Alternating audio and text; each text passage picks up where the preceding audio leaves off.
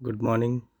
मैं doctor Jainendra Kumar, assistant professor, department of anthropology, J N. College Dhurwa से हूँ। आज हम लोग देखेंगे सेमेस्टर 6 के DCE 3 पेपर को। उसमें आज हम लोग देखेंगे महिलाओं की स्थिति। भारतीय समाज में महिलाओं की स्थिति के संबंध में आज हम लोग चर्चा करेंगे कि भारतीय समाज में महिलाओं की स्थिति क्या है। आज से आज़ादी के 70 सालों बाद भी भारत में महिलाओं की स्थिति संतोषजनक नहीं रही है। आधुनिकता के विस्तार के साथ साथ देश में दिन प्रतिदिन बढ़ते महिलाओं के प्रति अपराधों की संख्या चौंकाने वाली है।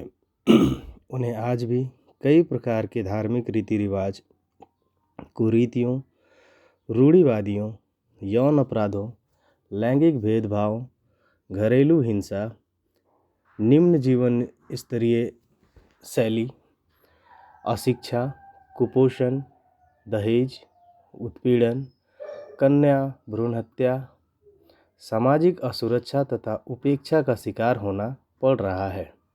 हालांकि पिछले कुछ दशकों में रक्षा और प्रशासन सहित लगभग सभी सरकारी तथा गैर सरकारी क्षेत्रों में महिलाओं की बढ़ती भागीदारी, उनकी स्वायत्तता तथा अधिकारों का कानूनी एवं राजनैतिक संरक्षण, तेजी से बदलते सकारात्मक सामाजिक नज़रिए, सुधरते शैक्षणिक स्तर, अंतर्राष्ट्रीय खेल में उनकी प्रतिभागिता एवं कौशल तथा सिनेमा रचनात्मकता में काफ़ी बदलाव देखने को मिलता है। लेकिन महज ये शुरुआत भर है। जब तक समाज के प्रत्येक वर्ग में महिलाओं को पुरुष के बराबर भागीदारी सुनिश्चित नहीं हो जाती, वे हर प्रकार से शिक्षित, सुरक्षित तथा संरक्षित नहीं हो जाती, तब तक हमारी आज़ादी अधूरी मानी जाएगी। कहा जाता है कि वैदिक युग में स्त्रियों को पुरुषों के बराबर अधिकार प्राप्त था। उन्हें यज्ञों में सम्मिलित होने, वेदों का पाठ करने तथा शिक्षा हासिल करने की आज़ादी थी।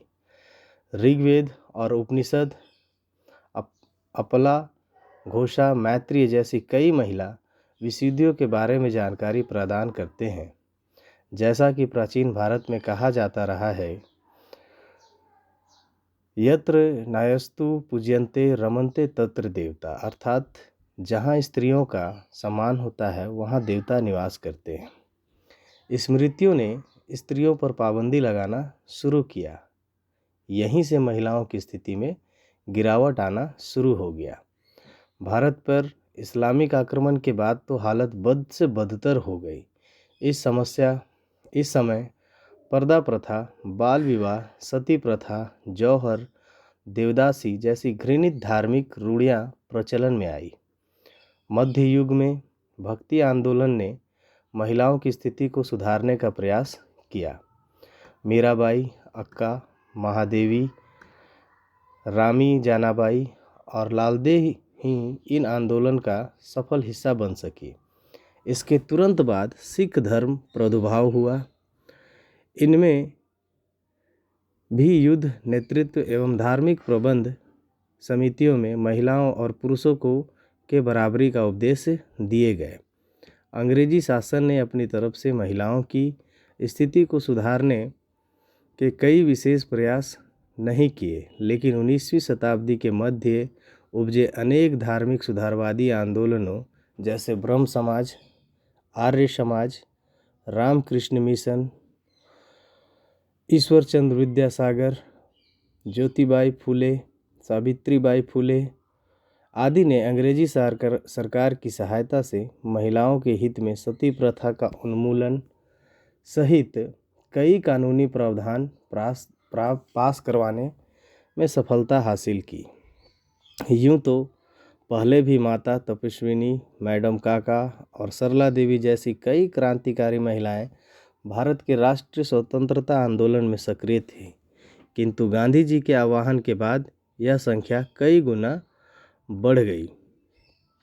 आज़ादी के बाद के वर्षों में महिलाओं के लिए समान अधिकार अनुच्छेद 14, राज्य सरकार द्वारा कोई भेदभाव नहीं करने अनुच्छेद 15, अवसरों की समानता अनुच्छेद 16, समान कार्य के लिए समान वेतन अनुच्छेद 19 जैसे कई प्रावधान महिलाओं के लिए कानूनी प्रावधान किए गए हैं। नगर पंचायतों में भी महिलाओं के लिए सीट आरक्षित करने का प्रावधान किया गया है ताकि इनकी सामाजिक स्थिति सुधर पाए। विडंबना तो यह है कि इतने सारे कानूनी प्रावधानों के होने के बावजूद देश में महिलाओं पर होने वाले अत्याचारों में कमी होने के बजाय वृद्धि हो रही है।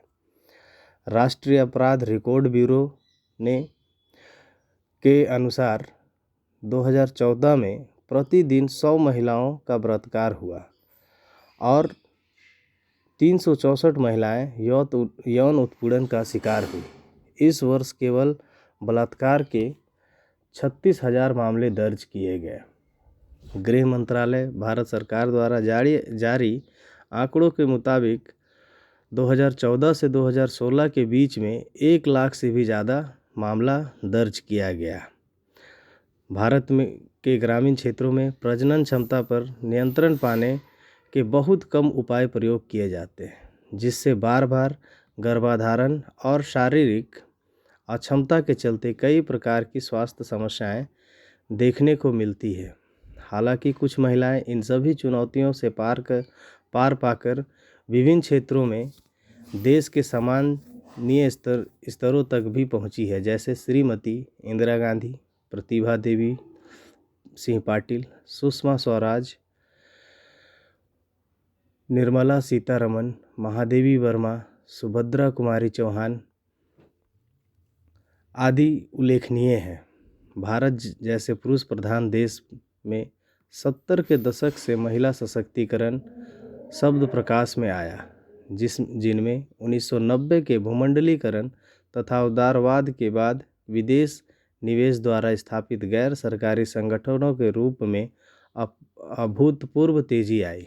इन संगठनों ने भी महिलाओं को जागृत कर उनमें उनके अधिकारों के प्रति चेतना विकसित करने तथा उन्हें सामाजिक आर्थिक रूप से सशक्त बनाने में महती भूमिका अदा की है। स्त्री सुरक्षा और समता में उठाया गया हमारा प्रत्येक कदम किसी न किसी हद तक स्त्रियों की दशा सुधारने में कारगर साबित हो रहा है, इसमें कोई दो राय नहीं है। किंतु सामाजिक सुधार की गति इतनी धीमी है कि इसके यथोचित परिणाम स्पष्ट रूप से सामने नहीं आ पाते। हमें और भी द्रुत गति से इस क्षेत्र में जन जागृति और शिक्षा पहुंचाने का कार्य करने की आवश्यकता है। शिक्षा सभी दोषों से छुटकारा दिलाने का आधारभूत साधन है। एक शिक्षित स्त्री न केवल अपना बल्कि परिवार का 3 पीढ़ियों का कल्याण कर सकती है। इसलिए शिक्षा को केंद्र बनाकर समुचित साधन और कानून का पालन सुनिश्चित करने की दिशा में महिला को बढ़ाया जा सकता है। ज्ञात होता है कि आज़ाद भारत में महिलाएं दिन प्रतिदिन अपनी लगन, मेहनत एवं सराहनीय कार्यों द्वारा राष्ट्रीय पटल पर अपनी पहचान बनाने में कामयाब हुई है। मौजूदा दौर में महिलाएं नए भारत के आगाज़ की अहम कड़ी दिख रही है। लंबे अरसे से के अथक परिश्रम के बाद आज भारतीय महिलाएं समूचे विश्व में अपने पदचिन्ह छोड़ रही है। मुझे कहने प्रधान रूढ़िवादी समाज में महिलाएं निश्चित रूप से आगामी स्वर्णिम भारत के नींव और मजबूत करने का हर संभव प्रयास कर रही है, जो सचमुच काबिले तारीफ़ है। यह ज़रूर है कि कुछ जगह अब भी महिलाएं घर की चार दीवारी में कैद होकर रूढ़िवादी परंपराओं का बोझ ढो रही है। वजह साफ है, पुरुष प्रधान समाज का महज संकुचित मानसिकता में बंधे होना। जब महिलाओं की शैक्षणिक आंकड़ा को देखते हैं तो यह स्पष्ट होता है कि सामाजिक संबलता हेतु भारत में महिलाओं की साक्षरता दर लगातार बढ़ती जा रही है, परंतु पुरुष साक्षरता दर से अब भी कम ही है। लड़कों की तुलना में बहुत कम लड़कियां ही स्कूल में दाखिला लेती हैं और उनमें से कई महिलाएं तो अपनी पढ़ाई छोड़ देती है। दूसरी तरफ शहरी भारत में यह आंकड़ा संतोषजनक है। लड़कियां शिक्षा के मामले में लड़कों के लगभग बराबर चल रही है। एक सबल राष्ट्र बनाने के लिए महिलाओं की शिक्षा एवं उनकी सक्रिय भागीदारी अति आवश्यक है। इसलिए हम सबको महिला शिक्षा पर विशेष ध्यान देना चाहिए। श्रम शक्ति की ओर अगर देखा जाए तो महिलाओं का एक बड़ा तबका कामकाजी है। शहरी भारत में महिला श्रमिकों की एक बड़ी तादाद मौजूद है। सॉफ्टवेयर उद्योग में 30% महिला कर्मचारी है। पारस्परिक एवं कार्यस्थल के मामले में पुरुष सहकर्मियों के साथ बराबरी से पर है। कृषि एवं संबंधित क्षेत्रों में कुल महिला श्रमिकों को अधिकतम 89% रोजगार दिया गया है। आज के लिए इतना ही करके अंत करता हूँ। धन्यवाद।